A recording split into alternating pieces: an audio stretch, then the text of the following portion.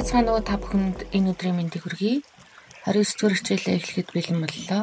Энэ удаагийнхаа хичээлээр бид нар санал зөвлөгөөг хэрхэн өгдөг вэ гэдгийг үзэх болно.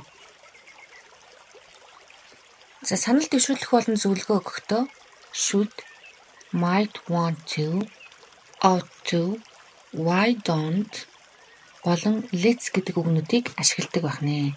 За жишээн дээр үзье. You should probably write new words in a vocabulary journal. За жишээний үгнүүдээ үгсийн сангийн дэвтэр дээрээ бичих хэрэгтэй байхаа гэсэн санааг илэрхийлж байна. You might want to write sentences with each new word. За чи үг бүр дээрээ өгүүлбэр зохиовол чам таалагдах байхаа, чам зүгээр санагдах байхаа гэсэн санаа. You ought to listen to these suggestions. Чи тэр зөвлөгөөнүүдийг сонсох хэрэгтэй шүү. Why don't we study together? Yes, let's study math first. Яагаад бид хамтдаа давтаж болохгүй гэж?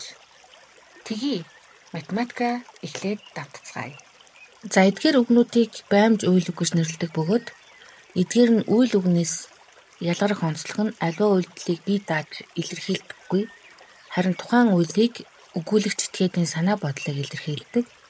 За бие даасан үйл өгөнд утга нэмж тусалдаг ийм үгнүүд байх нэ. За энд хүүрнэх болон үгүйсгэх өгүүлбэрийн бүтцийг харуулсан байна. За эхлээд бол үеийн эзэн орно. Араас нь баймж үйл үг маань орхно. Тэгээд үндсэн үйл үг маань base формон дээр буюу хувираагүй хэлбэрээр араас нь ордог байх нэ. За жишээн дээр үзье. I, you, we should stay inside in this weather. They, it, ought to stay inside in this weather. He, she might want to stay late. За цаг агаар юм байхад бид эсвэл та нар чи бид нар гэртээ үлдэх, дотор үлдэх хэрэгтэй. Ought to гэдэг маань мөн адилхан хэрэгтэй гэсэн санааг илэрхийлнэ. За харин he, she гэх юм бол тэр хэрэгтэй болон тэр эмэгтэй одоо мэдгүй цаг агаараас болоод одоо оройтох нэ. Оройтох хэрэгтэй болох нэ гэсэн санааг илэрхийлж байна. За үгүйсгэсэн хувилбарын хувьд болохоор баймж үгнийхээ араас not гэдэг үгүйсгэх дагаврыг залгаж өгдөг байх нь бусд нь бол хэвээрээ. Харин let's гэдэг үгний хувьд бол let's гэдэг үгнийхээ араас not гэдэг дагаврыг залгадаг байна. За let's гэдэг маань let us гэдэг үгийн хураангуйсан хэлбэр ерөнхий утга нь тэгцгээ, ингэцгээ гэсэн санааг илэрхийлдэг. За жишээн дээр үзье. Let's not read the chapter together. За энэ бүлгийг өнөөдөр хамтдаа уншихаа болёо. Болцгоё. Let's not study alone tonight. Өнөөдөр орой ганцаараа давтахаа болцгоё. Цугтаа давтацгаая гэсэн санаа байна. За асуух өгүүлбэрийг why don't you, why don't we гэдэгтэй яаж одоо үүсгэх вэ гэдгийг заасан байна. За ер нь утга нь бол яагаад болохгүй гэсэн санааг агуулдаг. Тэгэхээр жишээн дээр үзье. Why don't you study in your room? Okay, that's a good idea. За утга нь болохоор яагаад чи өөрийнхөө өрөөнд хичээлээ давтаж болохгүй гэж. Тэгээ тэр сайхан санаа байна гэсэн утгатай байна. Why don't we go to the library now? I can't. За асуулт нь бид нар яагаад одоо номын сан руу явахгүй байна вэ? За хариулт нь би явж чадахгүй байна гэсэн санаатай байна. За дүрмийн тайлбартаа оръё. Might want to гэдэг нь болохоор should болон ought to-гээс арай илүү зөвлөхөн илдэг сонсогддог байх нэ. За жишээн дээр авч үзье. You might want to take Ms. Novak's writing class. За чи Novak's багшийн бичгийн ангийг авсан нь зүг баха. Илдэг байдлаар санал болгож байна гэсэн. За should болон ought to гэдгийг maybe, probably болон I think гэдэгтэй хамт хэрэглэснээр арай илдэг зөөлрүүлсэн хэлбэрээр санал тавьж зөвлөгөө өгч болдог юм. За жишээн дээр үзье. Maybe we should not listen to loud music while we study. За магадгүй бид хичээлээ давтахдаа чанга хөгжим сонсох хэрэггүй баха гэж санал тавьж байна. За дараагийнх нь болохоор хүүрнэг өгүүлбэрт probably should-ийн өмнө болон хонь аль алинд нь орж болдог байна. За жишээн дээр We should probably study together. We probably should study together. за хоёулаа бид хичээлээ хамтдаа давтах хэрэгтэй байх гэсэн санааг илэрхийлж байна. За дараагийнх нь болохоор үгүйсгэх өгүүлбэрт probably болвол should not-ийн өмнө ордог байх нэ. За жишээн дээр үзье. We probably should not study together. Бид хичээлээ хамтдаа давтах хэрэггүй байх гэсэн санааг гаргаж байна. За дараагийнх нь харин maybe болон probably-г үргэлж ought to-гийн өмнө ордог байна. За жишээн дээр үзье. We probably ought to go to the movies later. Maybe we ought to go to the movies later. Бид магадгүй дараа кинонд явах хэрэгтэй байхаа гэсэн санаа гаргаж. За дараагийнх нь why don't we гэдгийг илдэг хэлбэрээр санал тавьж зөвлөгөө өгөхөд хэрэгэлдэг байна. За жишээн дээр үзье. Why don't we study together on Tuesday night? Why don't you keep a vocabulary journal? За бид мегмар гаргийн орой яагаад хамтдаа хичээлээ давтаж болохгүй гэж.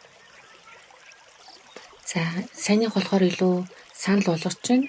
Харин дараагийнх нь болохоор яагаад чи шинэ үгсийн дэвтэр гаргаад явж болохгүй гэд ээлдэг байдлаар зөвлөгөө өгч гинэ гэсэн.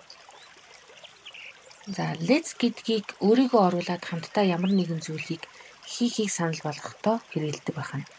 За жишээн дээр үзье. Let's study at the library. Let's not stay up late the night before our test. За номын санд хичээлээ давтацгаая. Эсвэл шалгалтынхаа өмнө шөнө оройтохгүй байцгаая гэсэн байдлаар орчуулгадах нэ. За энд yes no question яаж үүсдгийг харуулсан байна. За yes no question үүсдэг зарчмаар баймж үйл өгнүүд маань туслах үйл өгийн үргээр ордог байх нь. Тэгээд өгүүлбэрийнхаа эхэнд гарч ирээд үйл эзнийхээ урд нь гараад араас нь үлийн эзэн. За тэгээд үйл үг маань base form дээрээ өгдөг байх нь. За жишээн дээр үзье. Should I take a math class? That's a good idea. За би математикийн анги авах хэрэгтэй юу? Хариулт нь тэр зөв санаа байна. Should we meet you in the student union? I think it's closed. Би чамтай оюутны хороон дээр уулзах ёстой юу? Гэсэн тэр одоо хаадсан баха гэж хэлж байна. За WH асуулт маань үүсэхдээ бидний мэддгээр WH асуух үг маань өгүүлбэрийнхаа эхэнд гараад араас нь баймж өгшүүд маань туслах үйл үгийн үргээр оролцоод үндсэн одоо үйл эзнийхээ өмнө гараад араас нь үйл эзэн ороод тэгээд үндсэн үйл үг маань base form дээр бичигддэг байх нэ. За жишээн дээр үзцгээе. What should you bring to class? I don't know. За би сүүл чи ангид юу авчрах ёстой вэ? Хариулт нь би мэдэхгүй байна. Where should we meet you? Let's meet at the library. За дараагийнх нь бид чамтай хаана уулзах вэ? Хариулт нь номын санд уулзцгаая. Who should they ask for help?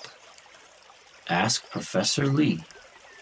За дараагийнх нь тэд хинээс тусламж хүсэх ёстой вэ? Профессор Лигээс асуугаарай. When should he tell the boss? As soon as possible. За дараагийн асуулт нь тэр хизээ дарагтаа хэлэх ёстой вэ?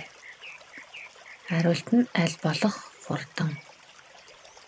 How should she study for the test? She ought to study one chapter at a time. За тэр шалгалтандаа яаж бэлдэх ёстой вэ?